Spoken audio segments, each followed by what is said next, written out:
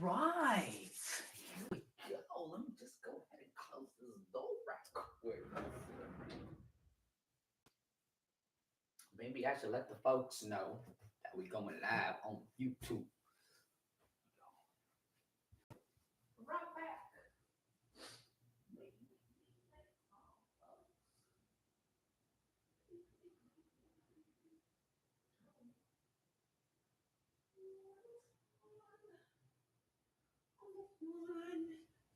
Put you down to my beat, just like that. Oh, just like that.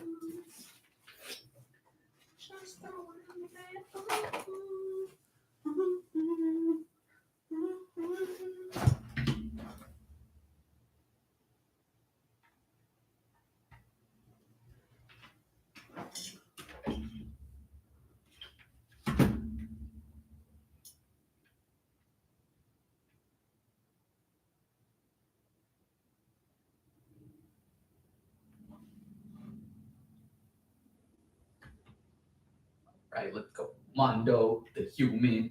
What's up, bro? What's up?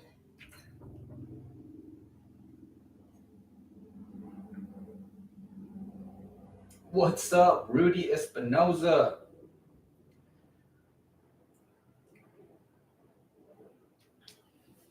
Mondo, we got to get you and your wife on a podcast with me, bro, because I felt like I got to witness when you guys got started and how far you guys come. And I think Rudy, if this is the Rudy I'm thinking about, I think Rudy, I had a one-on-one with you, brother. Lots of changes, man. This camera's showing every imperfection of this perfection in this face. That works out well. There's a lot changing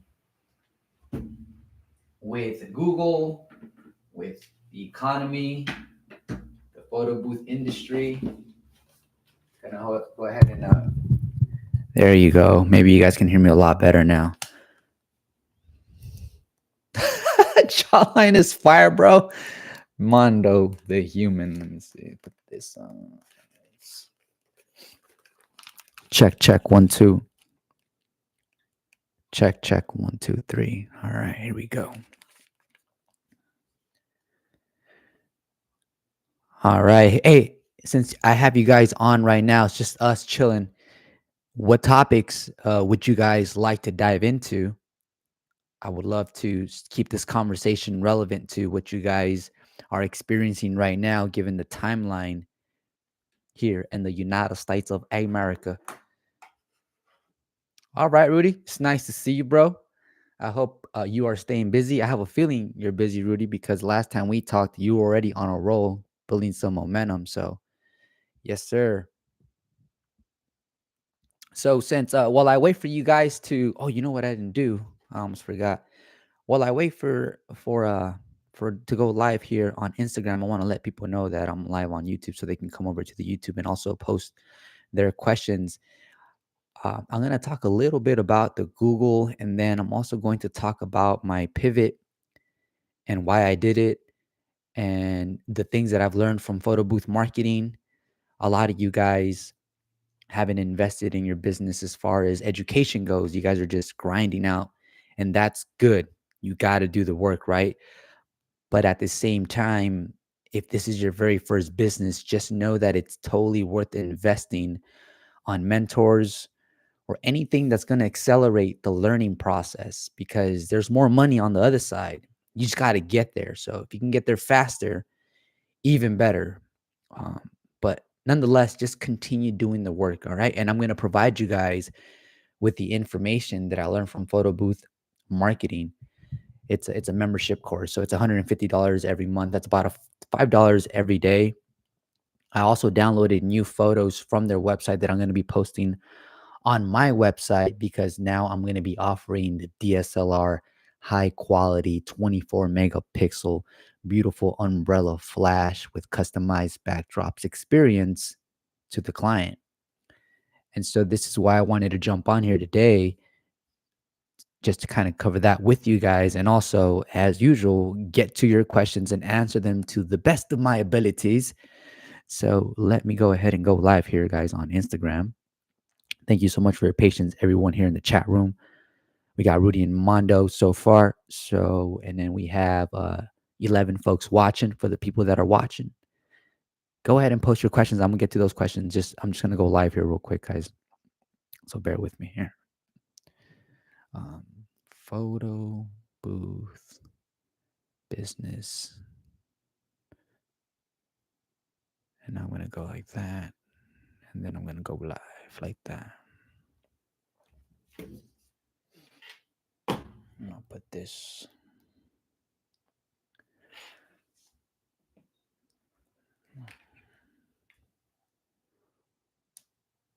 Thank you for your patience, everyone watching. Thank you for your patience here. I honestly did not plan this, but sometimes I feel like the spirit kind of tugs at me and tells me, David, let's focus on some attention here in this area. But what I should be doing right now is replying to some of the clients have emails here, and we should talk about that too. We should definitely talk about when you start hiring your first hires, what areas in the business, what bases should they be covering for you to hit those grand slams every single photo booth season.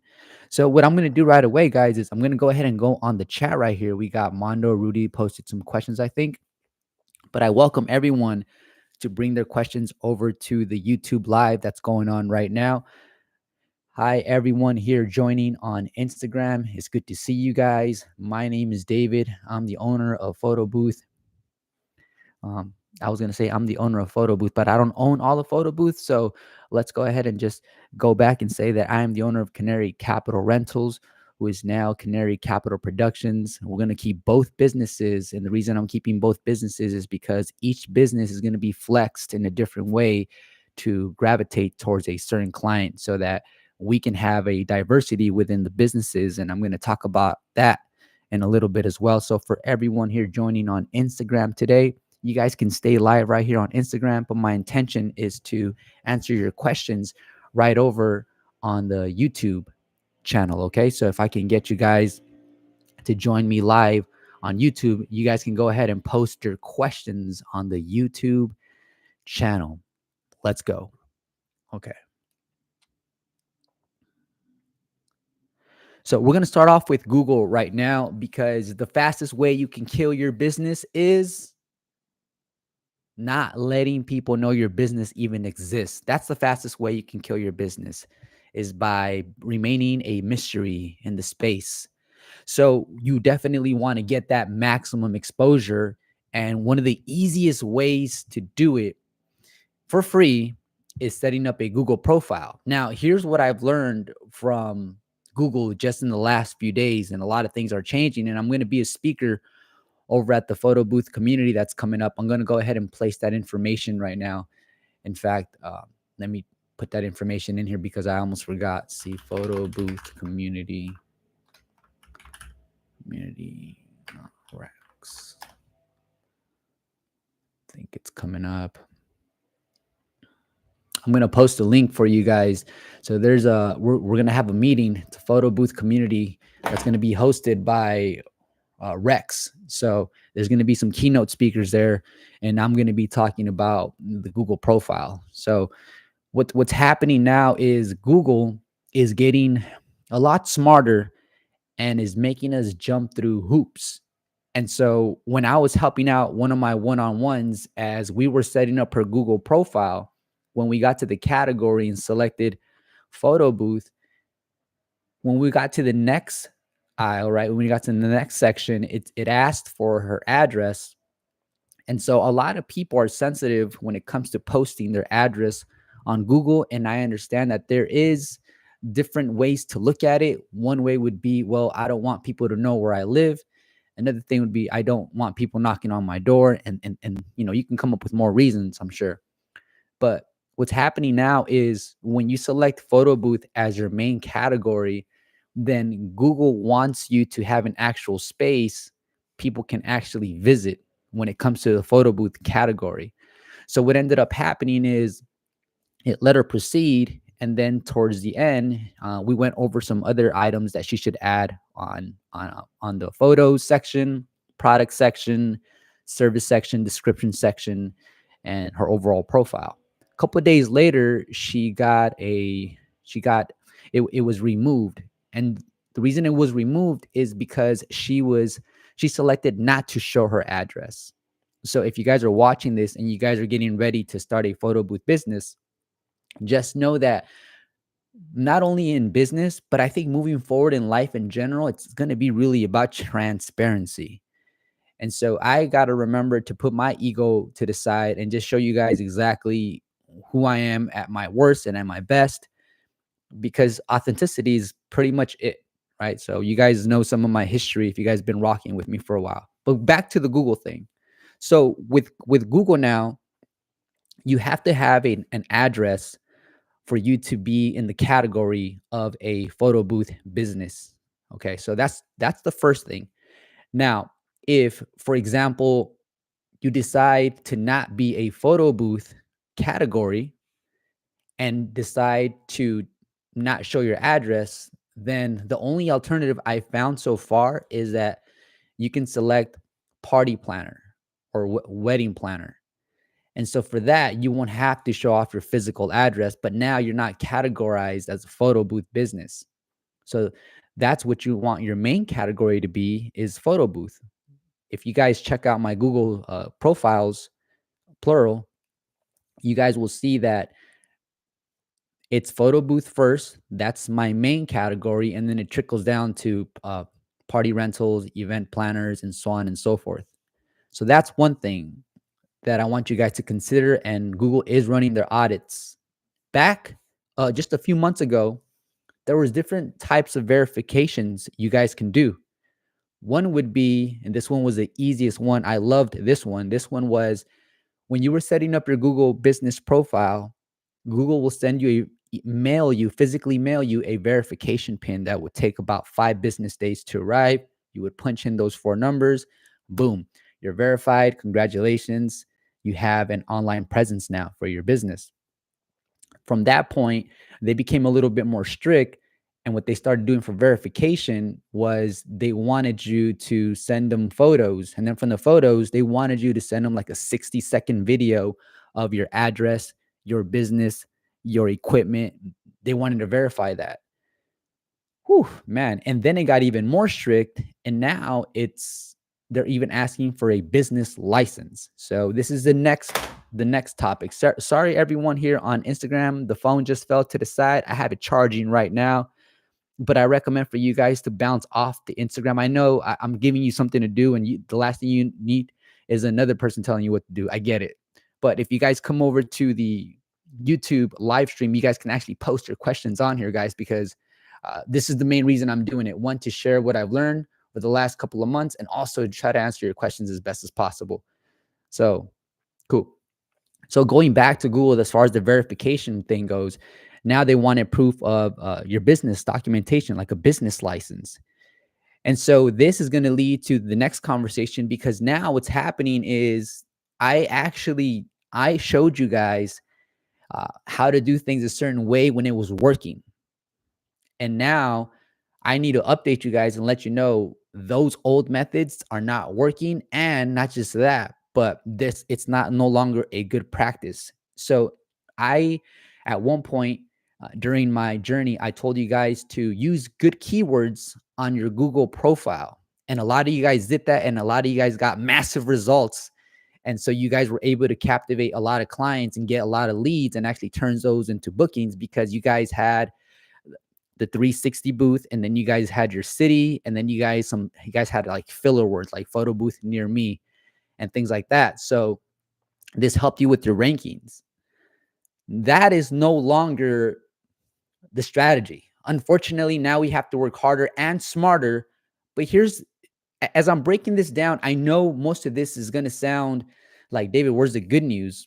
It's coming, but just let me go ahead and lay everything out. So now what you guys want to do is, when you guys are setting up your Google profile, or you guys make any changes, before you guys make any changes or updates, go to your city and get your business license, and make sure your business license name is going to match your Google profile. That's how crazy it is now, because Google wants to verify your business to that level as a professional business. And so when you guys are thinking of a business name, think long term. Think keywords that you want to rank for.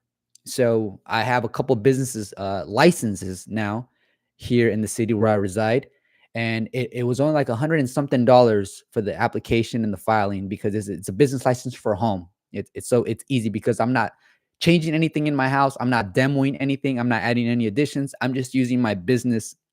I'm just using my home to run my business, and it's also good for tax purposes. So I use this space right now. This is part of my business. I'm a content creator and also use my garage for the tutorials and things like that. So I have a business license for my photo booth business. I'm running it from my home. Okay. And so when you guys are going to make a change on your Google profile, like a revision or you're going to do an update, just know that when you guys make that update, it might trigger Google to say, we're not going to make these changes you requested until you verify your business. And the ways that you can verify it are here. The ones that I know so far will be probably that video I was telling you guys, where you have to send them a 60-second video of your actual address that you're showing on your Google, and it has to match your your your uh, your residence, which is pretty interesting. And if that's not the form they want, then they're going to want you to provide documentation, which is a business license. And so just be prepared with that paperwork before you guys make any changes to your Google. Because if your Google goes down and people can't view it publicly, you guys, it's gonna hurt your leads a lot, especially if you don't have a strong online presence like a Instagram or a TikTok or your own website that's generating leads as a standalone platform. And so I'm glad I actually got to sit down here with you guys and share this information with you because I don't want you guys to get caught off guard. Uh, so, with that being said, establish your business license. Don't be lazy. I know a lot of you guys, and this is basically like when I talk to you guys, this is just know that uh, I don't mean to sound too direct sometimes with you, but I am giving you guys the straight up truth and I'm not sugarcoating it. Is reality is a lot of us started with the 360 because we just wanted to make some side money and it's just like a side hustle. But now I'm focused more on that group of people who actually want to build a business and actually build a company, and those are the people that I want to focus on. So you guys will know as I grow and I upgrade my way of thinking and I bring on more staff, I'm going to pivot more towards the serious people and not so much like the David from 2 years ago where I was just trying to get photo booths at the cheapest price and I was just grinding and hustling. As I mature, I think we all should at one point evolve and grow. I want to focus on like company, like building straight up company that maybe you can sell for 250,000 if you ever wanted to. Going back to Google now. So before you guys make changes, yeah, make sure your business license has been acquired and that's being done. And so for my one of my business licenses, it's I did Canary Capital Productions slash photo booth. I put photo booth in there because the business is always going to revolve around those keywords. So I added photo booth to that last part. Now I have an existing LLC, and so what I do is I usually have doing business as under that LLC. So I have a couple of businesses under my existing LLC. So this helps me keep my payments going directly to my main LLC bank account. All right. So just know that. What else? So yeah, when you guys are setting up your Google profile title, business title, just make sure, guys, that you guys can back that up with documentation if needed. Okay. So this is becoming a lot more strict, but for the people that are willing to do the work, for the folks that are going to go to their chamber of commerce or city planning to get their business license and get registered, you guys are going to get the max amount of exposure in your area because not everyone in your area will go through the troubles of doing what you're about to do, and that's the administrative part of the business. So please, for everyone watching right now, we got 22 people watching live right now. We got 10 folks on the Instagram. For everyone watching, please love your business enough to do what's right for it. Do the healthy stuff. And I know the healthy food don't taste good, and I know administrative work sucks, but you just got to do it for your business. Okay, you got to do it for your business success. Uh, so with that being said, I just wanted to touch really light on that. When it comes to Google, is the categories now have restrictions, or not so much restrictions, but criteria that needs to be met. And also your Google business title needs to match whatever's on your documentation. That wasn't the case back then. Also, Google is ranking differently now. I think now they're going to gear more towards backlinks. A couple years ago, all we had to do is generate a good amount of reviews, and that right there carried the most weight when it came to ranking within your city and outside of your city area, the city outside city skirts. So reviews are still great, but now I think Google's going to start leaning more towards backlinks. And so basically, they want to see that you are legit and that you have other websites pointing to your Google profile and to your website that's being scanned by your Google profile. Because remember, your Google profile, now you can enter your social media handles and your website as well. So now that I finished talking about the Google profile, just enough to give you guys like the heads up and also get you guys to get your ducks in a row. Please take action and move forward as fast as you can, because we are in photo booth season, and the last thing you want is for your photo booth Google profile to go down, and then people can't find you, even though you guys are rock stars. Okay, so a true rock star, you got to do the work. All right. So yeah, do the administrative work. Let's go ahead and hop into some of these questions right here. All right, let me go ahead and, okay, where's my mouse? There you are. All right, let's go ahead and start off with some questions. If you guys have questions regarding what I just covered, even better, we'll go ahead and expand on it a little bit. But I have some questions right here. I believe, let's see, I think Mondo, the human.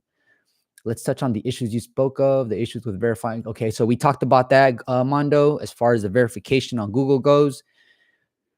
It's a game changer, and the thing about us, ladies and gentlemen, is we are resilient humans. The fact that we run our own businesses, we are really good at adapting. So I'm very confident in everyone here today, and I'm sure you guys are going to do the right thing and just go through the troubles of getting that business license and making sure that your Google profile is up to date and reflects your business information.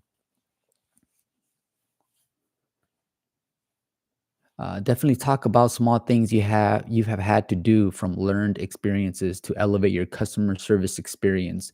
So, for my customer experience, what I enjoy doing is, even when I don't show up to an event, I usually follow up with the client and ask them about the person that I send out, the photo booth attendant. I ask them about, tell me about the performance. Uh, did they meet your expectation? And most of the time, almost 100% of the time, the client is happy. So that doesn't really give me too much data to work off of, but I'm happy that the person that I sent out did a good job. Another thing that I like to do is, when I follow up with the client, I usually follow up with, "Hi, now, we just send out the master link. Did you receive it?" And so I know that they received it, and even if it fell in their spam box, it does give me an opportunity to break the ice and just kind of follow up and get feedback as far as what they thought as the overall production. So that leads to me getting to know them after the party, after the music, after the alcohol and the dancing. So a couple of days after, a day after, I like having a conversation with them. And most of the time, they're very appreciative. They just finished partying, so they're very appreciative. And I use this strategy because once you guys talk to your client after the production, the post event, there is a moment where everything just slows down and you get to know them as a human. And so from that point on, it's more like you guys become acquaintances, but now you guys are like almost like friends, because throughout that conversation, something personal always comes up, at least for me, because I like being very transparent with my clients. So I'll share something with them. If they open up a little bit, like I'll open up as well. So as far as to elevate your customer service experience, it's before, during, and after. So it goes to three phases. First phase is, I tell people on my team, be extra nice. When you're extra nice and extra caring, you actually make a friend right away. I know it's a client, and you're not, and there's all these sayings, but the first phase is you make them your friend because basically you are going to be their problem solver. They have an event, they have a deadline, it's coming up. You come in as an orchestrator, as an operator, as a photographer, and you're the friend that's going to take care of all of that for them. And then during the event, you care about their attendees as much as they care about their attendees, and you care about the actual host as well. So that's the second phase. Like when you're at the event, be extra attentive, and again, be extra nice. So that right there is what I train people to do. And then, like I said, the follow up. The third phase is the follow up. When you guys buy a photo booth and it's worth $3,000, when you guys are buying that photo booth as a client, you guys go through a shopper experience. You guys go through an actual journey, and everything matters within that journey. So take your client on that journey until the very end, because some of you guys will go ahead and agree with me on this. By your second year, it actually is a little bit better because you have those repeat clients from the first year come back to you. And that to me has been one of the coolest things that trumps almost any type of marketing, is just being kind and friendly to your clients and really care about their event, and let it be known, and also provide them with the highlight video. So to answer your question, Mondo, it's just for my customer experience, just to elevate that is really showing that I truly care. And also just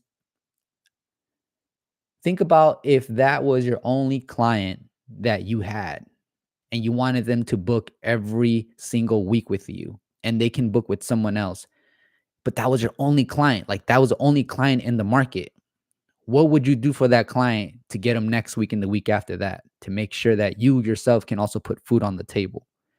So just switch it up where, um, see that client as a high value client, but also, justify it to a point where you don't want to deal with clients who are cheap and who are not gonna value you. So this is a reciprocation thing. All right, unknown user came over from IG. Yeah, everyone that's on IG, I'm sure you guys have one or two questions. Bring them over to the YouTube live stream we have going on right here. Cool. Let's go ahead and continue addressing some of these questions. And everyone, thank you so much for that thumbs up. I love your support. I'm really grateful for that, because I know the algorithm picks that up. And so thank you guys. That to me, it's like when you guys give me a thumbs up, it's like a quick round of applause. So thank you guys for that. Let's go ahead and continue addressing these questions here. I'm going to go ahead and turn this up a little bit more just in case my voice is. Let me see here. Another question is going to be, okay, so Mono says, David, one of the workarounds that Google gave me was to create some sort of signage to hang. Yeah, so earlier when I said that when they want a video, they do want signage, or maybe even have like a photo booth. And as far as signage goes, here's an idea, guys, and I appreciate you, Mondo, for diving a little deeper into this. For me, what I ended up doing too, guys, is when you guys show that video to Google, you can walk to your office space, and you guys can actually have your business card laid down on your desk, and you can take a video of your business card on your desk, and your business card is going to show your business name, your business contact number, your business email, and your business location. If it doesn't have the location, then at least you have your business name and your business contact information on that business card. What you guys can also do is you guys can hover over to your like computer screen, and you guys can show Google a one of your invoices from your clients, and your invoice itself is going to have your logo, it's going to have your business information. So that's just another way to beef up that verification video. So yeah, thank you, Mondo, for diving a little deeper into that. So yeah, that's another thing you guys can do. Okay. So we have Scream writes, brother, for confettis, bubbles, backdrops, and extra, how should we price that? So this will take a long time to address, because this is exactly what I've been learning these last few weeks, is the pricing point and how to provide an experience and not so much get stuck on the hourly rate. Now, there is going to be another conversation. You guys, we're going to sit down and and give me 1 second. Everyone on Instagram, if you guys do have questions, post them here on the YouTube channel. The reason why, guys, I encourage you guys to come over to the YouTube channel to post your questions is because later when this video gets played again, that question that you asked is going to help someone else. And if I just answer it here on Instagram, it goes away. No one will ever see your question again, and people won't benefit from the information that we're covering here together as a community. So that's the reason I encourage everyone here on the live stream on Instagram to come over to my YouTube channel and post your questions here. Now, when it comes to pricing, it really is going to depend on you as an individual. And this is exactly uh, how you have to look at it is as yourself as a business. If you can go and make $60 an hour and that works for you because you're making minimum wage right now, then do it right now because that's all you know right now. That's how you value yourself. But when the experience kicks in, then you'll realize, oh, you know, I realized that someone today was doing almost the same thing I was doing within a few miles from where I live, but they were charging $120 an hour. So it's all about just keeping the open mind and continuously valuing your time more and more and more. Okay. So I can't give you uh, the exact rate you should charge for the person here that's asking me how much they charge for the backdrops and all that stuff. But you can either price it as a bundle or you can do add-ons, play with it, have fun with it. Right now, it's a good time to do it because inquiries are coming in because we've entered photo booth season. So, yeah, guys, it's truly up to you. I'm gonna talk about my mind shift as far as pricing goes. So let me get to the next question. How long did you shadow the photographers in your area to gain the base knowledge for your photography and videography? So Mondo, it only took a couple of times that I was shadowing the photographers in my city, some of my friends, and the reason I only did it a couple of days is because the traveling takes time to get there, and then sticking around for their photo shoot takes up my time. And although I'm learning, a lot of this information can be learned on YouTube here in the comfort of my chair. But for all the photo booth business owners tuning in right now, you guys have to get familiar with the aperture, shutter speed, and ISO. Once you guys get familiar with that triangle right there, I guarantee your production is gonna just take off. And the more enthused you are about it, then the more you actually dive deeper into it, your photos and videos are gonna come out really good. I wasn't a videographer, but I started, shooting my own highlight videos just a few months back, and I feel like I'm doing okay because I show my work to other videographers who come around with these giant 8K cameras. My camera's only 4K, 60 frames per second, but they have the ones that are 8K. These are like very expensive cameras, and I show them my stuff, and they're like, "Yeah, that's pretty good," and I'm like, "Okay, thanks."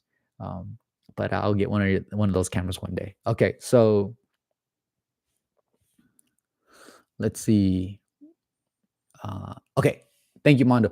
Lucky Metals Refining. Do you have insurance for each branch or just under one main one?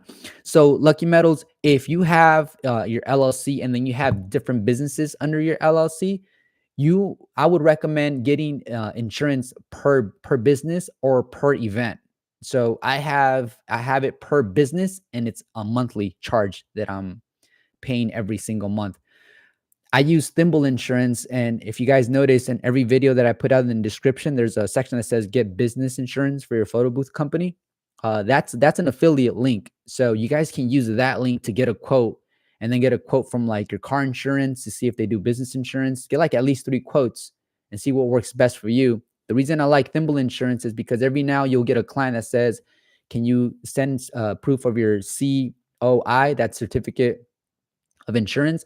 And then they'll want you to sponsor them, meaning they'll want you to add them to your insurance. And it's so cool because on Thimble I can just log in and just go to add, and I can add that specific venue, and when the venue is done with, I can go in there and remove it. But when I add them, I can download the updated file and send it to them, and then that pretty much is a go. So as you guys can see from some of my videos, I'm getting involved into these larger venues, and these venues are always going. It's like the requirements. You have to have insurance. So Rex, if you're still on here, brother, can you post the link to our upcoming photo booth community talk, Rex? If you're still here on the chat, bro. If not, I'll plug it in the description when we're done with today's meeting. But guys, Rex photo booth reviews for everyone watching right now. I learned a lot from Rex, and I know I said this a lot of times, but quite honestly, Rex is the type of person that if he wasn't around on YouTube, I would have struggled a lot more. So I'm grateful for Rex. If you guys want to learn more about tutorials, the latest and greatest updates in the photo booth industry, even in photography, you guys want to go to Rex's photo booth. Somehow, some way, Rex gets early access to expos, and he gets in there while no one's in there. So Rex has the keys to the kingdom when it comes to some of this information, guys. So follow Rex photo booth reviews and tutorials. All right. Uh, which size 360 booth would you recommend starting out? That's a really good question. So I started off with the 100 centimeter, and at the moment now I've downsized to only three 360 booths, and they're all 100 centimeters. If you go with the 80 centimeter, it's great because you can fit it almost in any car. You're good to go. The thing is, guys, if you guys are getting ready to buy a 360 booth, there's a few things I want you guys to consider. One, it's a much bulkier production. It's a lot more to do when it comes to the setup, because remember that with the 360 booth, you definitely want to bring stanchions, and stanchions take up a lot of space because you need a minimum of 4 stanchions. I would recommend 5 to 6. So just know that if you're getting a 360 booth, just know that the hype, the trend around the 360 booth, as you guys know already, it's become saturated, and it took about, a little over 2 years to reach that point. But for the people that jumped in about 2, 3, 4, 5 years ago, they got to really profit off of the 360 booth production. So to answer your question, the 100 centimeters great for like the size of the production is good. It holds up to 4 to 5 adults. But if you guys have a small car and you guys don't want to rent a van or a truck, if you get the 80 centimeter, it's much lighter. You can get a smaller person to unload it and load it by themselves. I wouldn't keep it in a flight case. I would keep it in a zipper pouch to minimize the weight and how much space it takes up. So it's going to be entirely up to you on how you want to scale that 360 booth. But I wouldn't go with the 115 centimeter 360 booth. That thing is massive. It's crazy big. You don't want to hurt your back. And so that's just my take on it. Okay. Great question, though. Let's see.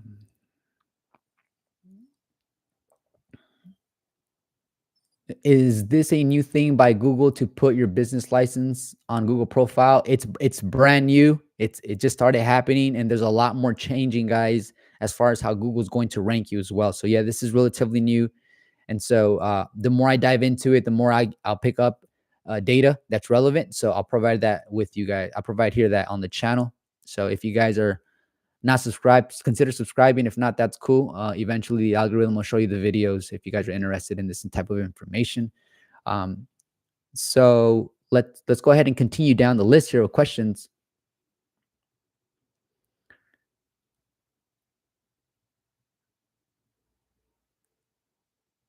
Yeah, so the reason I went with ATA here, a USA manufacturer versus other manufacturers, is because as I'm growing with my business, I want to build a long-term relationship. And so if I touch base with other suppliers, I don't want to be scattered all over the place. What I do love as a business owner is having the power as a consumer to contact different photo booth manufacturers and have them, in a sense, compete for my business as a consumer.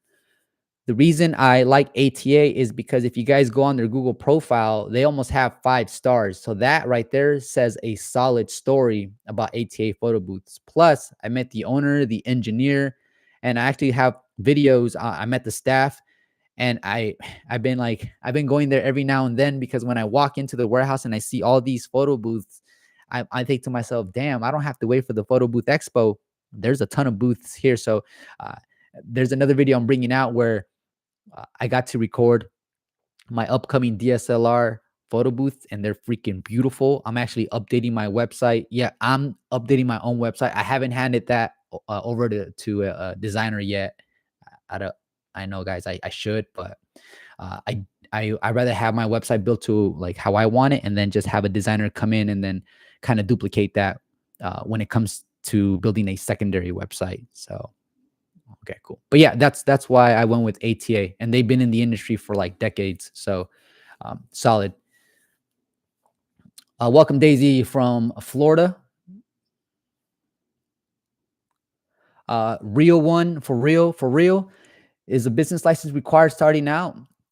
This is the thing, guys. If you continuously start a business, right, and you're always trying to take shortcuts and save money everywhere, then sometimes we take on risks. And let's say, for example, our business takes off, but we're missing an element without the business, and the authorities or someone that regulates businesses comes across your business, then that's going to be a setback. So, what I'm encouraging you guys to do is just set a budget for your business, but make sure you guys are doing everything by the book, because it's like you're building the foundation for your business. So let's put it up on bricks and not sticks, So that sounded pretty cool. All right.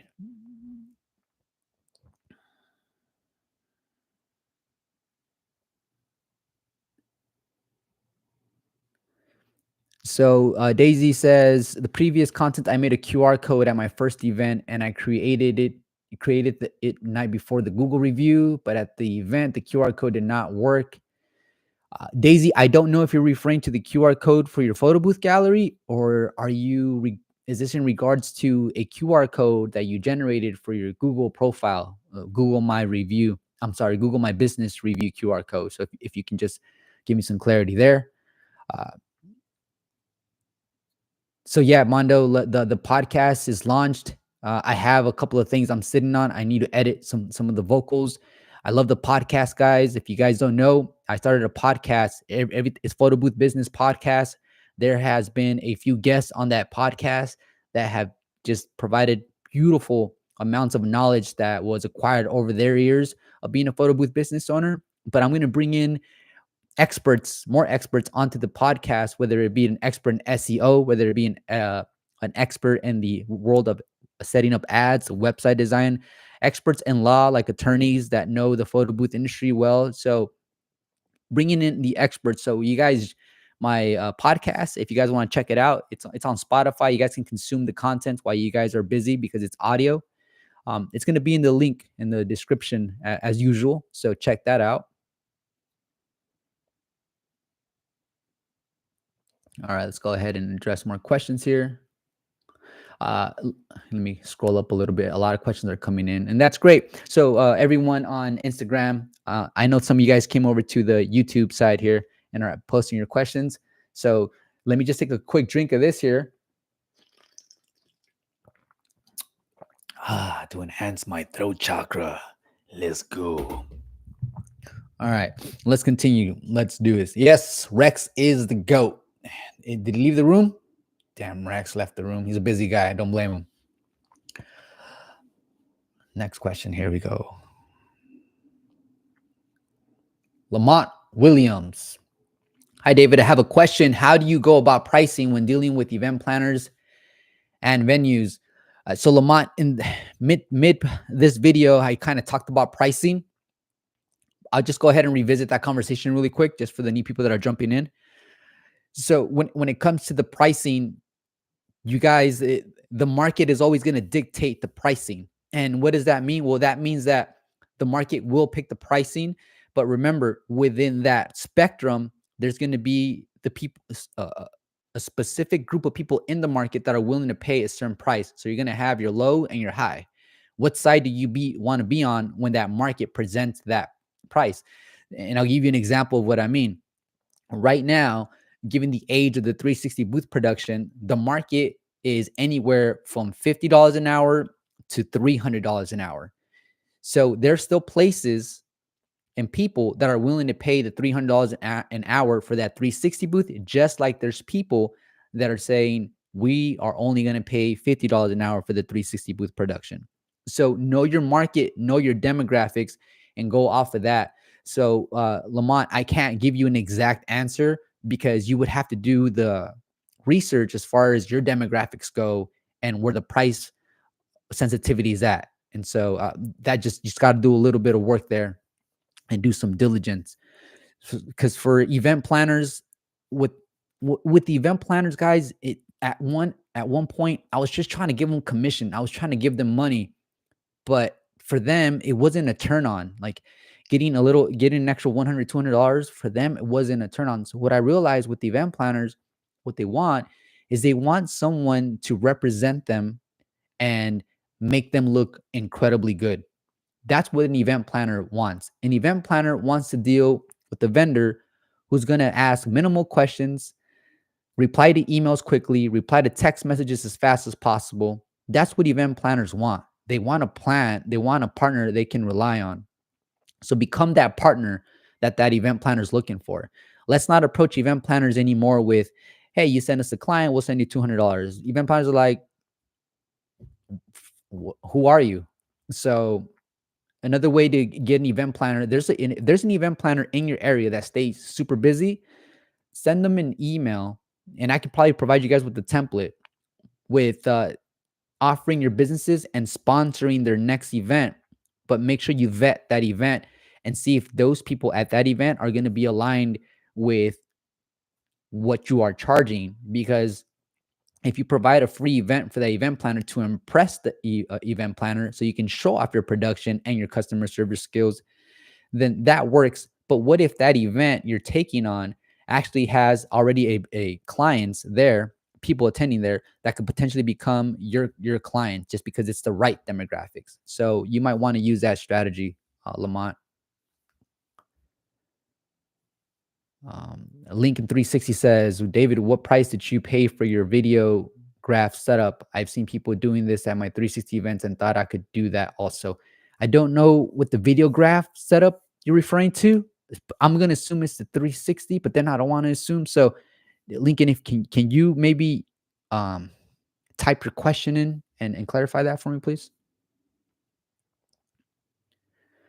Let's keep on attacking these questions here. Let's see.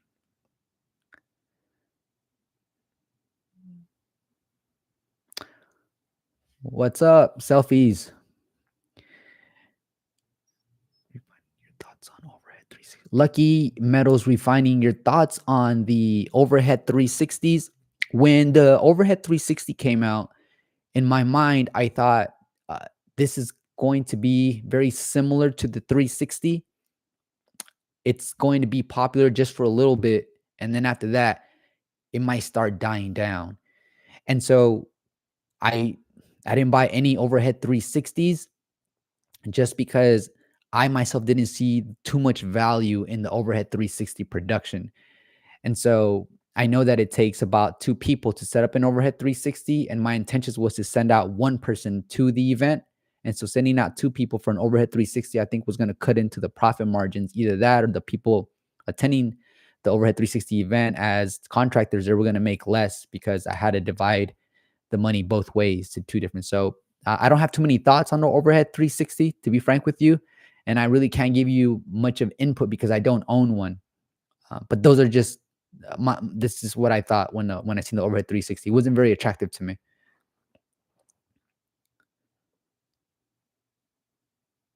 All right. Julian Lewis, what are some ways you recommend getting leads? Oh man, that's a whole different conversation. So as far as generating leads while you're at the event, when you're at the event, you are exchanging information with every player there. What I mean by player is every vendor there. Okay. You have your DJ, you have the person bringing in the cupcakes, right? The balloons, the people who set up the dance floor. There's a ton of people there. So network with them because the reason I bring them up is because they're forever in this industry, just like we are. So what means is if we are able to get aligned with them, then they can generate leads for us forever. So focus on the people that can continuously give you those leads. Now, if you want to run ads, you constantly have to spend money on ads to get leads, and ads can get tricky.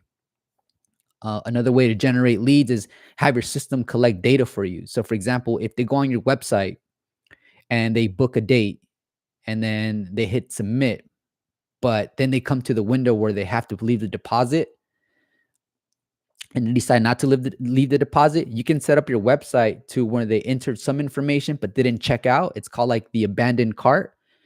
They still have you can still have you still have access to their phone number and email. And you can contact them and say, hey, I noticed you were in our website yesterday, and I was wondering if there's anything that was uh was confusing, so that we can help you out, because we would love to be at your event. And then you already know the date, so that'll be a good way to follow up with the warm lead, because they're already on your website and they're ready to check out, but for some reason they didn't follow through. Another way to generate leads is having a strong Google profile presence. Remember, guys, today's conversation was about Google. Google generates a ton of leads for you, and it does it for free. So that's what I would do for leads. Of course, there's just so many other ways to do leads, guys, because once you guys get leads, the next phase is, how good are you at converting? How good is your conversion rate? And that's the part where you yourself have to be a really excellent salesman, or that's the part when you guys have to hire someone in to do the administrative work for you, but also for that administrative person to have a sense of selling skills and people skills, because eventually they have to close those leads, turn them into actual bookings. So it's a beautiful art here in the photo booth industry, and I'll be diving into parts of it more and more and more. What are some of the way? Okay, so that's a good question. What's average monthly quote and insurance? So if you're asking me for how much I'm paying for insurance, I'm paying for $53 a month for Thimble, and it's a $2 million general liability insurance. You'll notice that some venue guys don't want 1 million anymore. They want 2 million. Like this. Okay, so that's that. And then, yeah, how many 360s and photo booth are your arsenal now, David? Six booths total. And the new one's coming in. My wooden glamour booth, that's probably been the biggest investment. And then the DSLR photo booth with the umbrella top. Just I get excited to talk about my booth, man. People got excited when they pre-ordered their Tesla. I'm excited because I pre-ordered my photo booth. So yeah, right now I have 6, but it's not even a flex, guys. I want you to think about this really quick. If you have one booth and that booth is always out, boom, you hit it. You unlocked a new level, my friend.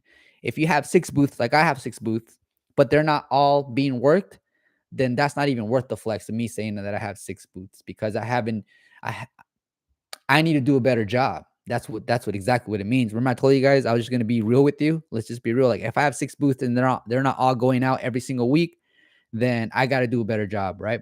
So yeah, that's not a flex. That's just telling you guys that I've accumulated some booths, and my goal is, like I said, to the first year, you just make a quarter million, because once you make a quarter million, you just duplicate whatever you do in that year, and then it trickles down to the next thing. So, all right, sweet. All right, so let's see. We have Angela Whitelaw writes, I am just starting out as a photo booth business and I haven't created a website yet. I want to build my own first before hiring someone. Where do you suggest an easy website builder to use? I love Wix. Wix usually gives you like a template. When you're building your Wix website, Wix will ask you, what type of business do you run? Can you tell us a little bit about your business and the colors that you want to use? And then it puts together something for you like AI, and then you just go in there and put in some content. And usually Wix also has stock photos and videos that you can use.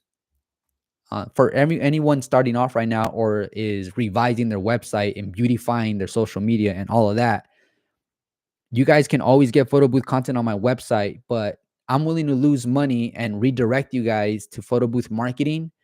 They're also listed in my description of my videos. And the reason why is because I, this morning, no lie, just bought 3 different photos from their website before I even jumped on this. And I'm going to post those photos on the new service, because now I'm going to be providing the DSLR and I'm going to be uh, showcasing it in a certain way. So I want to get those photos going. And so there, guys, at Photo Booth Marketing, not only can you buy photo booth content and videos, but also I am a member where every month I pay a fee, but we meet every single week. And dude, the stuff that I've been picking up, man, is I think you guys are finally gonna see me like hit a new level, hit a new mark. All right, so that's what I'm using, Angela. I'm using Wix. Unknown user writes, what do you do about double or triple bookings? Do you have someone that you use with your equipment, or are you turning clients away? You guys, as business owners, you can never turn clients away, because as a photo booth business owner, by now you guys should know who's in your area, and by now you should have reached out to them to introduce yourself and let them know that you are here to provide a positive experience, and that you understand that we're all in the same boat to keep clients happy and acquire clients. And so build teams, build partnerships. If you guys get double booked and you guys only have one booth, those are good problems.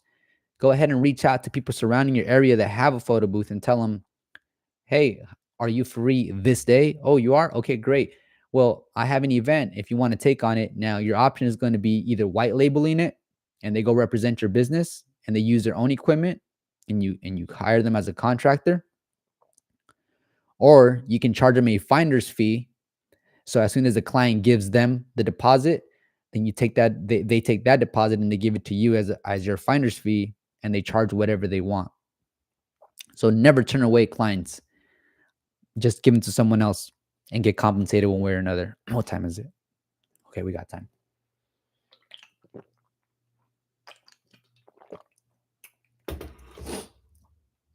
Real quick, everyone on Instagram, I welcome you guys to join the live going on right now on YouTube. We're covering everyone's questions right now. Those questions are still coming in. And I can feel it in my throat because I've been talking a lot. All right, next question. Here we go. Really quick, guys. I want everyone right now that's watching, tell me what state you're in. Just type your state. I want to get an idea where you guys are tuning in from. So if you guys can please just type in what state you're repping. All right, cool. Okay, Daisy. So if the QR code was generated for your Google My Page review, go to your Google business. So once you go on your Google profile, it'll give you access to your business profile, and then go to the window that says Get More Reviews. Copy that, and then send it to your phone or send it to a friend's phone, and see if it takes them directly to that Google profile where they can leave the 5-star review. If it works, go ahead and take that code, Daisy, and open it using Canva, and then convert it into a QR code, and it should work. So try those troubleshooting steps, Daisy. Are you pricing booths the same or differently as the quality of production is different? I'm sure DSLR will price differently compared to the iPad. Yeah, there's definitely going to be a price difference because there is a production quality difference. And so, yes, there's definitely going to be a price difference, guys. The game's changing, ladies and gentlemen. The game is changing. Your clients getting smarter, more competition is popping up. And so Google is trying to do its thing to regulate people that are not really a real business.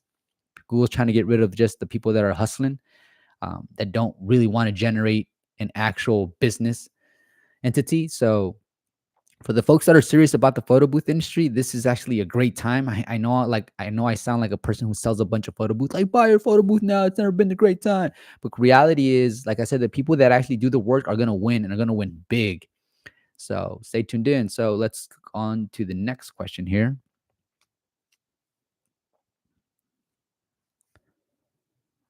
Yep, that's understandable, guys. So Daisy writes she doesn't have the budget right now to join the photo booth marketing team, and that's okay, because everyone comes from different walks of life. Everyone has a different budget.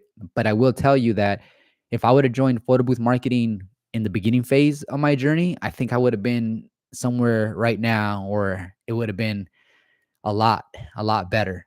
And that's because I would have paid for accelerated learning, and then actually peeked into someone else's philosophy and realized, oh shit, there's definitely room for growth and room for me to upgrade my way of thinking. So it's truly all what it is. So Yeah, I'm gonna try to do my best, guys, to recap whatever we talk about during the photo booth marketing meetings every week. I can't guarantee you I'm gonna do it every week. That's not a promise, but I'm gonna try to recap as much as possible for the people that can't afford it right now. So, Sarita, what about virtual address for Google? Google's never liked virtual addresses for some reason. So I can't recommend it because from what I learned is the virtual address never carries the same amount of weight as a brick and mortar address. What you might be able to do is maybe even a PO box because it's considered a physical address. But guys, just put your address, man. Like no one's gonna show up knocking on your door saying we want to book with you. Just put your address because that's your business. You are the business. Your business as entrepreneurs, our friends and family are starting to realize David is not the same guy he was. He's always business. And it's true. Like when people ride with me in my car, I don't bump music anymore. I bump podcasts. It's you are the business now. It's what you chose. You are a business owner now, and now act like it, behave like it, live like it. So if you happen to do business from your home, post your address from your house. Guys, that's your business. That's it has a location. I don't know. A lot of people have mixed emotions about this. I'm just stating my opinion. All right, we got folks from Florida, Miami. We got South Florida, baby. We got Ontario, Canada, Michigan, and Texas. We got AB Canada. We got Georgia. We got the Bay Area, Florida. All right, so let's go ahead and move on to the next questions here. Do you recommend using Bark website to get leads? I've heard good things of Bark back in the day. As far as leads now generated from Bark, I heard that it's just a lot of they're shooting a lot of blanks. And so, if anyone has experience with Bark, from what I heard, the people that were using it is not the best investment. You're better off optimizing your Google profile and your website for free. Um, that way, you can rank organically. So, do you think the GlamBot will become as popular as the 360? Julian Lewis, the GlamBot will have its place in the photo booth industry. And so right now, I'm experimenting with the bot, getting familiar with the software, getting familiar with its overall production. And so we're trying different things from phone to GoPros to DSLRs on that GlamBot arm. And so when I have updates on that, I will let you guys know. Just know that I am working on that because I do feel very confident that it's going to be a great way for us to reignite some of those profits. So I'm going to share this with you guys, and I'm glad only 28 of you guys are watching. Well, more people here on Instagram are watching as well. But I'm going to share with you guys something. It's only us right here, us. Think about it. The GlamBot is going to be just like the 360 fever that was experienced a few years back. So whoever jumps into the GlamBot is going to make a killing. And I am very confident in that. Reason being is because we're all about vanity. We all want to flex. We all want the latest, greatest things at our venues, at our parties, whether it's a corporate party, even a wedding. People have big budgets when it comes to weddings. These glam bots, guys, are definitely, if we dive in now into it, we're going to be ahead of the curve. So, yes, some of these are expensive, but believe me when I say that I'm always going to do the best that I can to bring this to you at a price that is affordable. So I am partnering up with photo booth manufacturers on this specific type of production. And you guys don't have to go out there and spend $14,000. That's not going to be the case. This sounds like me when I was showing you guys how to buy a 360 booth at wholesale price. So we're going to get that glam bot, but we're not going to pay $14,000. We're not going to pay $12,000. We're going to pay way less. And we're also going to price this at a fine point. But remember, it's going to come down to your competition. Just imagine you being the only photo booth company in your state to provide that type of production. Dude, you're going to be traveling far and everywhere and constantly making a killing. So it's coming, baby. It's coming. So stay tuned in for that glam bot. Okay. Yeah, I believe so. To answer your question, I definitely believe the GlamBot will be as popular as the 360 booth. Um, People get intrigued when they see a robot, when they see something function in that weird way. It's like an moment, and so there's a lot of benefactors to the GlamBot.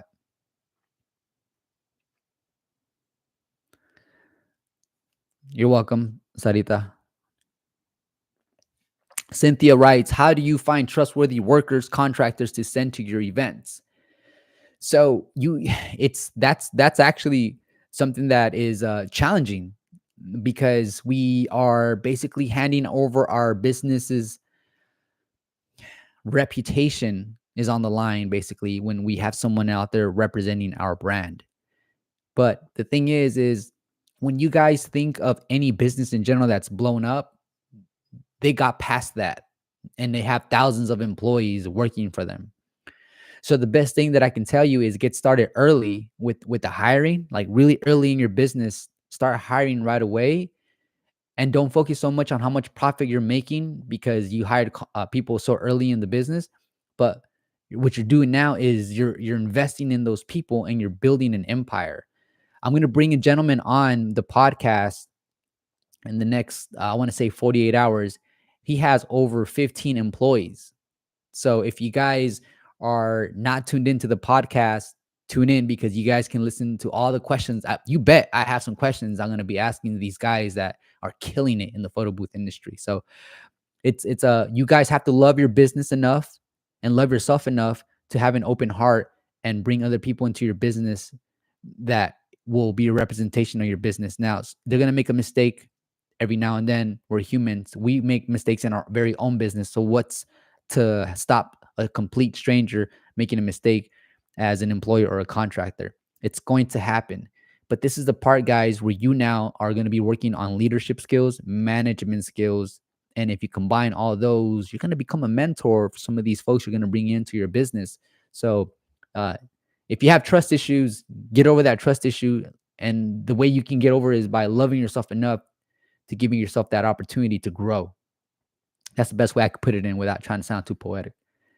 Uh, cool. All right. So, Captain Kirk, Snapic versus Darkroom for open air photo booth. What are your recommendations when it comes to corporate clients? In the beginning of this conversation, guys, I gave a shout out to Rex Photo Booth and Reviews.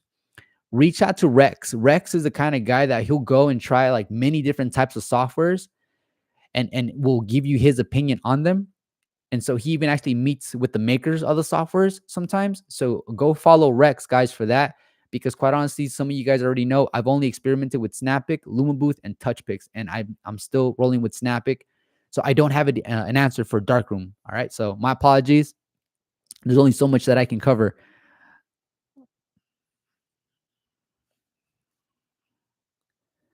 Let's see. Yeah, I don't think anyone's going to be showing up at your home, Daisy. People, first of all, people are lazy. I don't think they're going to drive to a residential house. They're going to call you or text message you before they spend any gas or time to show up to your door. But that's just my thoughts. Okay. What's a glam box, if I might ask? A glam box. I don't know if you're referring to like a Vogue booth where it's an enclosure with LED lights, or a glam box where it's like a fabricated box that makes you look like you're inside of a magazine, or a GlamBot, which is a stationary oval shape platform that has a robotic arm that has different motors and gives you a different type of production. It zooms in. You see this, and go ahead and type in GlamBot on a YouTube, and then you'll see what I'm referring to. Uh, Nixon, you bought yours for 700 pounds in Germany. How much is that in US dollars? Yeah, not sure. But anyways, it looks like we are running out of questions here to answer, and I need to go ahead and address other parts of the business. But this is part of my business, guys. I've become a content creator. A single parent in my late 30s now. My daughter's gonna be graduating soon. Um, I saved a bunch of money on my car insurance by switching to Geico. I'm kidding. That's not true. I don't have Geico insurance. Uh, and I'm here figuring it out with you. And so, just want to take a quick moment to thank you guys for tuning in today. Everyone here on Instagram and YouTube. Next time I'm gonna pick up another phone. I'm gonna go live on the Facebook community. I do have a Facebook community. In fact, let me go ahead and share that with you guys.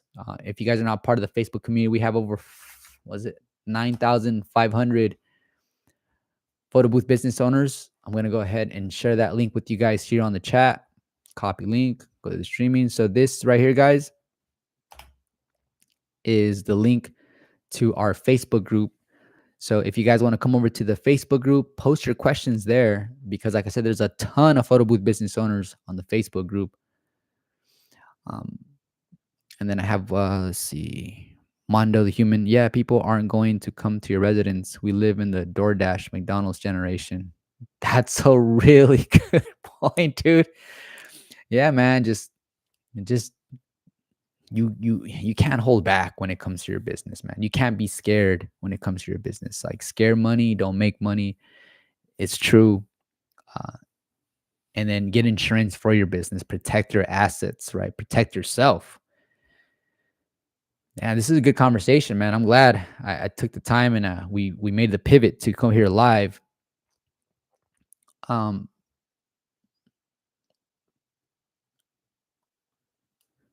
uh, find a camera that is going to work well with Snappic software. Darkroom is complex in my opinion. I use it, but I wish it had all the updates Snappic has. Yesterday, and this is what I mean, invest in yourselves, guys. You don't know how much you don't know until you realize you didn't know and you think you know. So photo booth marketing yesterday, Tuesday, Tuesday 12, March 12th, we had George cover the software side. And man, that guy knows so much about software. So he was talking about iOS systems that are based on the iOS, and he was talking about software photo booth systems for Microsoft, like Windows. And then he said, there was a small category for Android based as well. And he was talking about the pros and the cons. And one of the things that I remember he said is more updates and they tend to move a little faster. And they're because it's iOS. And then he mentioned that sadly, what's happening now is for like a Windows based software and Android, before they used to give you a lifetime license. They're moving away from that model and now charging monthly and annual subscriptions. So all these incredible photo booth developers got together and had a carne asada burrito and said, "Saben qué? We are going to charge these people monthly and annually because we want to make money all the time." So I think a lot of these developers are moving away from the lifetime license model.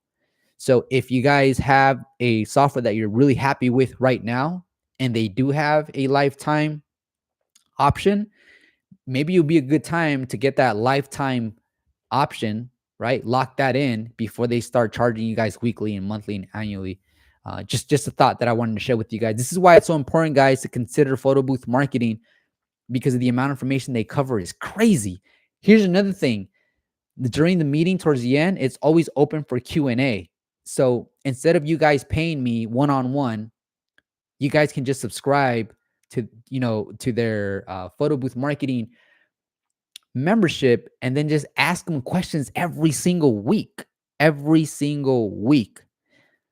It's crazy, man. And then sometimes people ask questions that you didn't even think of. You're like, oh shit, that's actually a really good question. So this is how you grow, guys, by becoming part of a community, applying what you learned, and also taking the time to give back to that community by flexing how much you've learned and help somebody else.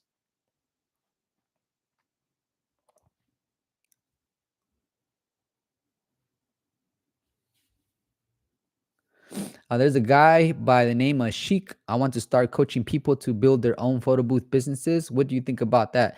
I think you should get started on it immediately. That's what I think about that. I think you should get started right away. Can you give advice about sharing station? Yes. So I use the sharing station through Snappic, and it syncs directly with the phone now. And so with that technology, the sync, the videos were getting uploaded from my from my device, my recording device, to the iPad sharing station in under 40 seconds. And this was happening consistently throughout those 2 hours. It's like almost 3 hours, actually. I gave them 3 hours. I had a talk with Snapic. I told him, hey, I had an event where the line was nonstop. And after the first hour, videos were slowly coming in. So I gave them that feedback. I don't know what they did on their end, but it's a lot smoother now. So big ups to Snapic for always being there, like right on time, quick with it. I have a link in the description box below for Snapic as well if you guys want to save 10% off. That is my salesman plugin right there for you guys. Thank you.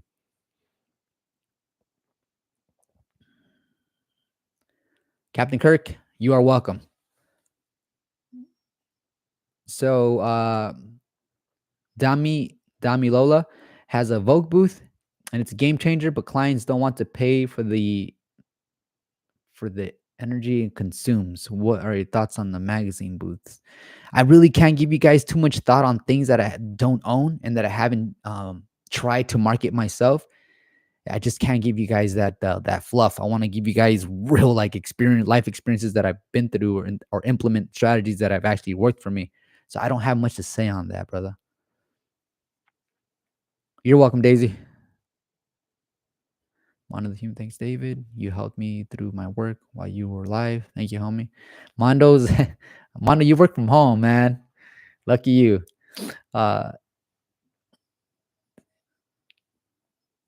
Yeah, man, it's time for like a growth spurt. I think we should be having now, man. For anyone that's been in the industry for over a year now, you guys, yeah, we should definitely like that. We should take off like a rocket.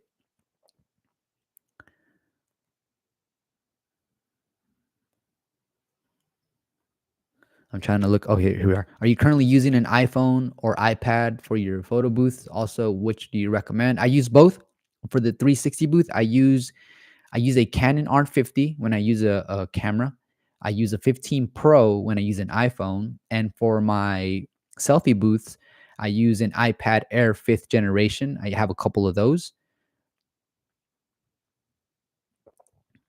And another thing to note for everyone that's considering a DSLR booth, I also have a USA manufacturer now. If you use a code David, you get an extra insider deal. This is for only people here on my channel for the audience.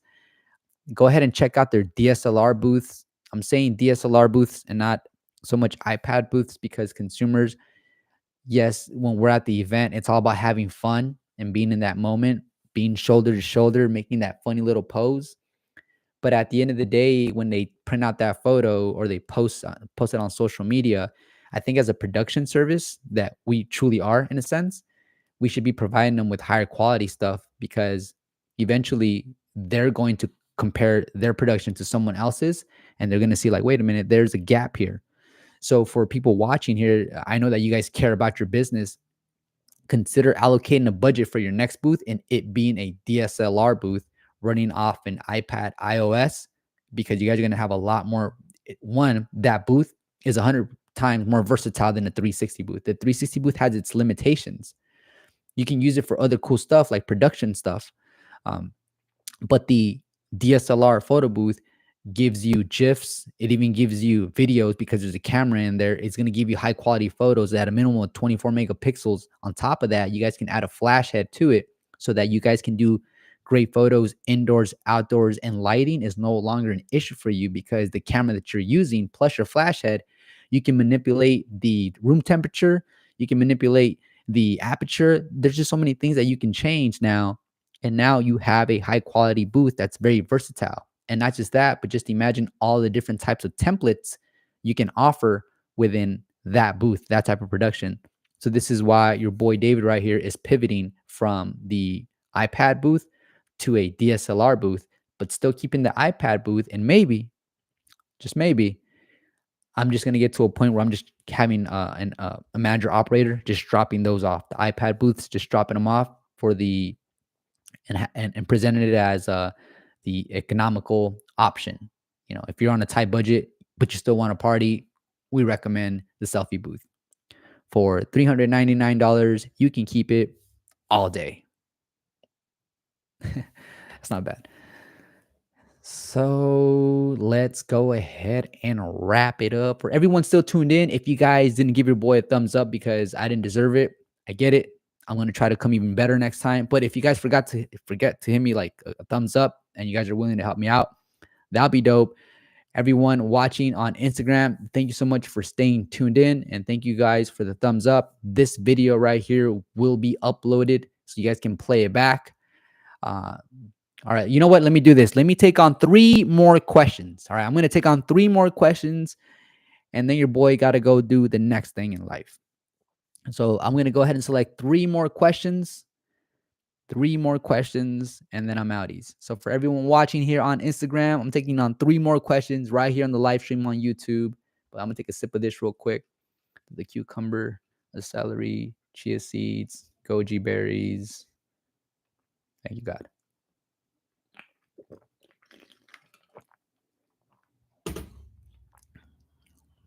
And by the way, I know Victor's watching, so Victor just reminded me.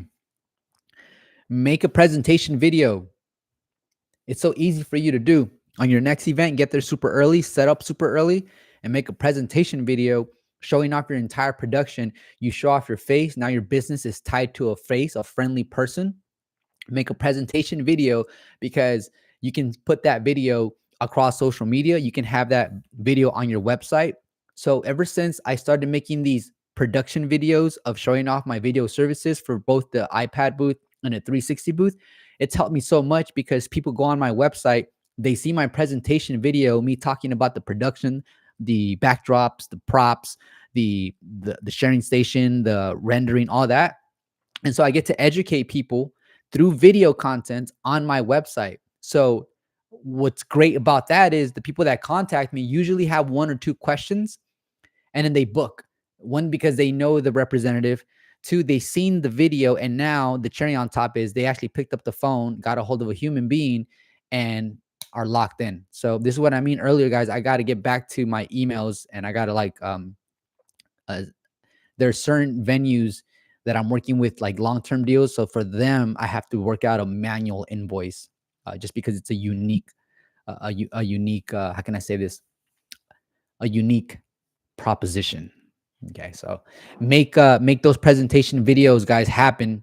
Trust me, it's a converter. It helps you not only close more deals, but it helps you with the workflow of people asking you questions that you feel like I'm answering the same question over and over again, and it gets to a point where you're answering those questions with less enthusiasm, and you know that can hurt your, like I said, your conversion.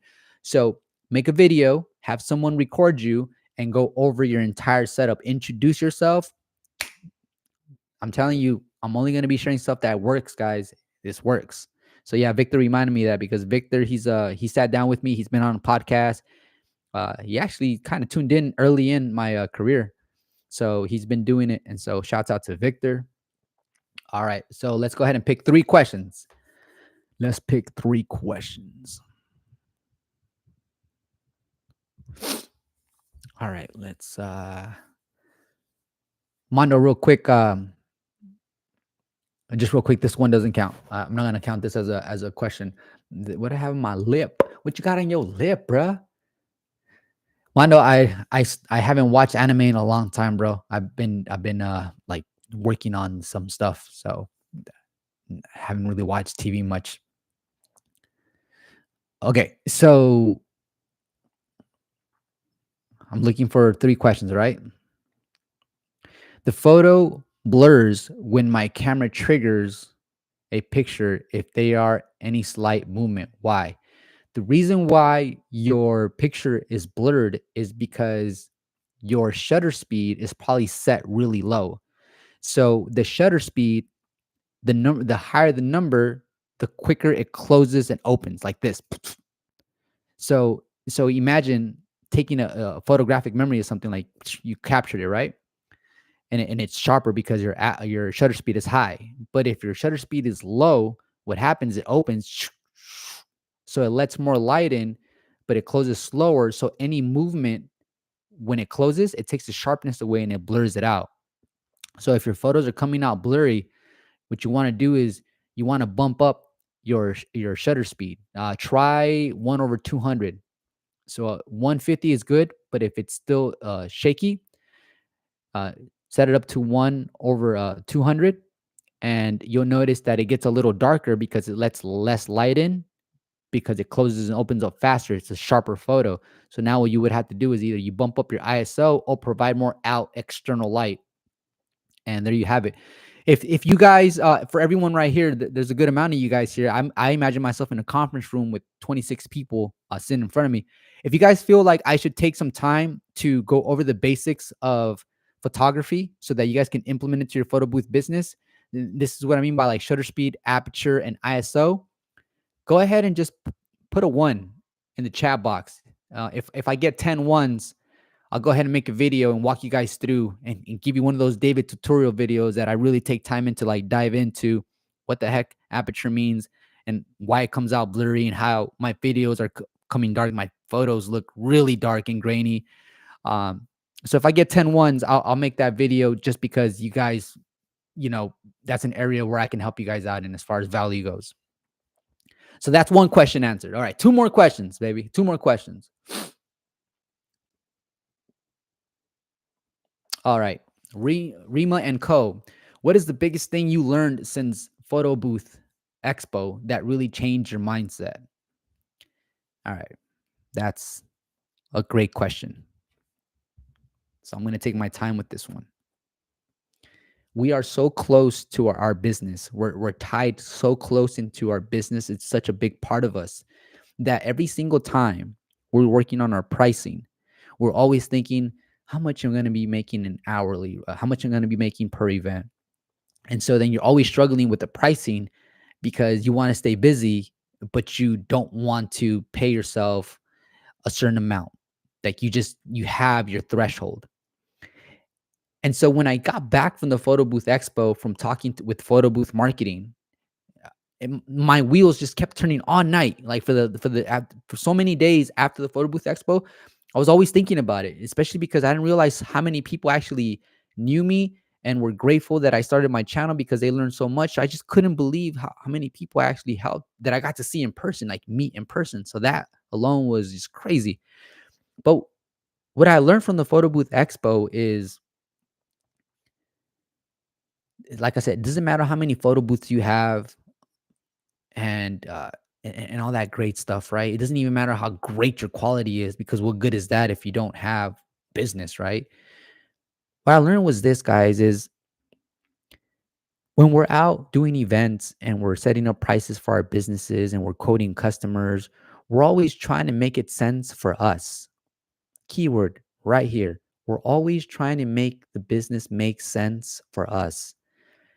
And, sense make dollars, but make sense in a sense that we're always thinking of our time. What's my time worth? And here's where I had my aha moment. I was talking to one of my contractors, Donya. I was telling her, you know what my problem is? Do you know what the problem is in this industry? I said, I just figured this out. I can't believe me. It took me over 2 years. I said, I've always priced my prices in reflection of how much I'm worth, how much my time is worth. And when I thought about it, I said, it shouldn't be that way, because how can I compete if I feel like I'm just reflecting these prices off of myself? So what I ended up realizing is, well, if I'm not willing to make, $200 an hour, I bet there's someone that's willing to make $20 an hour. And then that's when I realized, guys, is that we're so close to our business. We're always thinking of ourselves in the business.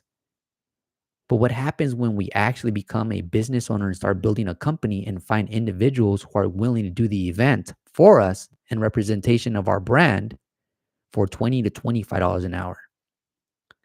Those people are going to put extra money now in their pockets because now they have an employer who's happily paying them $20 to $25 an hour. What does that mean? That means now as a company, we can be way more competitive with our pricing, because with our pricing, we realize this pricing right here, baby, is no longer directly tied to me. So I can actually do an event for 3 hours at $500 and still pocket over $300 and still have the client happy with the price that they're paying. Plus, the photo booth attendant is making money. So now you're providing opportunity and you're providing, how can I say this, opportunities for people to grow. And so, what I learned after the photo booth expos, I was sitting home pondering, as I'm always pondering. I realized we need to do a better job. You could do whatever you want, but I need to do a better job at removing myself from the business as far as the equation goes when it comes to how much I'm charging at an hourly rate. So I learned that we need to change our minds and not think of that small business owner. We need to upgrade the way we think and start thinking what it's going to require to build a big company. That's what we need to do here today, guys, is build a company, not build a side hustle. Who wants to hustle all of their lives? Most of you guys watching right here are in your 30s, 40s, 50s. Dude, why do we continue to hustle? Let's invest time and invest our wisdom onto younger folks who are going to be doing the legwork for us as we become mentors to them and they're able to put money on the side for their business trip, whatever they want, but provide opportunity, but step into a leadership role. So to answer your question, because I think this was a really, really good question, is we have to learn to separate ourselves from the business as fast as possible every single day. And so thank you so much for that question. I think that this right here, this bit right here was just a standalone on its own. I think it carries so much depth that I feel I'm glad I got to bring this to the light to you guys in hopes that later on when you're in bed staring at the ceiling before you go to sleep, you think about this and you start bringing people into your business. And then your competitor, and I'll give you an example, your competitor that's charging $500 for 2 hours, you can compete with them and charge $500 for 4 hours. Who is the client going to book with? You. Who are you going to deploy? Your employee. See that? So now what's going to happen is we, ladies and gentlemen, are going to need more photo booths because now we're building a fleet. We're building a team.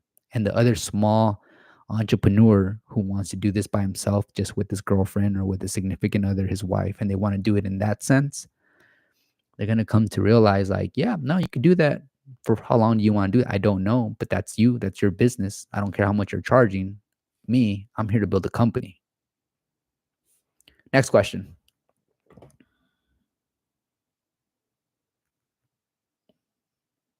Let me see. All right, so I got how many ones did we get? Did we get 10 ones? We got 1, 2, 3, 4, 5, 6. Okay.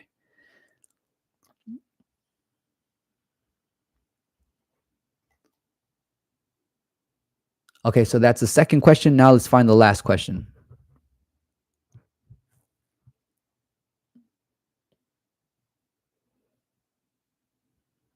Thank you guys for helping each other here on the chat. That's pretty cool. I love that.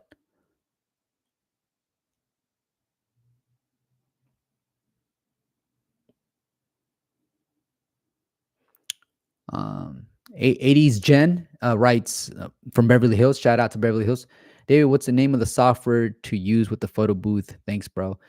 Uh, if you follow my videos, I have a few tutorials on Snapic. I tried different softwares. I'm sticking to Snapic. Snapic is not cheap. However, it will provide you with the customer support you need, with the premium quality output, and lots of different tools that you can even use in your marketing. So with Snapic, and this will be the last question I answer, guys, but you want to definitely stay tuned into this last part real quick. I was able to get 5 reviews on my last event through Snapic, and I'll show you how I did it. When you're setting up your event on Snapic, and people put in their phone number and it sends a message, it usually says, here's your photo. But if you guys have enough characters within Snapic where you guys can put your Google link and put whatever wording you want. So what I ended up doing, and here's another one for you guys. This is another thing I haven't shared, but all 29 of you guys here today will get the opportunity to do this right away if you're using Snapic. On Snapic, I put my Google Google review link on Snapic, and then I put post your photo and get $100 off on your next event. So then when people would go on my phone or on the iPad sharing station and they would put their phone number and they get the text message with their video or photo, it'll allow them to click on that link and it'll take them directly to my Google profile. They can post their video or photo and they'll get $100 on their next event. So it's it helps me a lot because I get a free lead. Well, not so much free because of the $100, but the thought is there. But most importantly, the review is there too. So the reviews on your Google profile, guys, are basically someone's testimony, someone's signature stamp of approval that they really enjoyed your business. So it was a pleasure with you guys, vibing out with you guys today. I think we got 10 ones, so I can make a video on aperture and shutter speed and the shutter, aperture, and ISO. So it's called the triangle. And if you guys, like I said, if you guys notice my 360 videos got better and better and better, it's because I learned about the ISO, the shutter speed, and the ISO. So that's how I was able to get really clean videos using an iPhone 15 Pro, previously an iPhone 13. But like I said, once you go into the manual settings and you play with those, your videos look sick. I'll actually showed you guys on my social medias how the videos come out. So let's see how many ones we got. I asked people to put in the one here if they wanted me to make a tutorial video on photography, but the photography lesson is meant more for the photo booth business owners who are getting familiar with the shutter speed and the blurry photos and photos coming out too dark. Let's see, we got 1, 2, 3, 4, 5, 6, 7, 8, 9, 10, 11. Cool. We got it. All right. I'm putting together a video for you guys. This video is going to be going on YouTube. I'm going to show you guys the ISO, the aperture, and the shutter speed and how it affects your photo booth production. So stay tuned in. Thank you so much for everybody. Just taking the time to listen to this dude here in California. My name is David. It was a pleasure to see you guys again. Thank you so much for your support. I'll see you guys in the next video. Take care. Peace.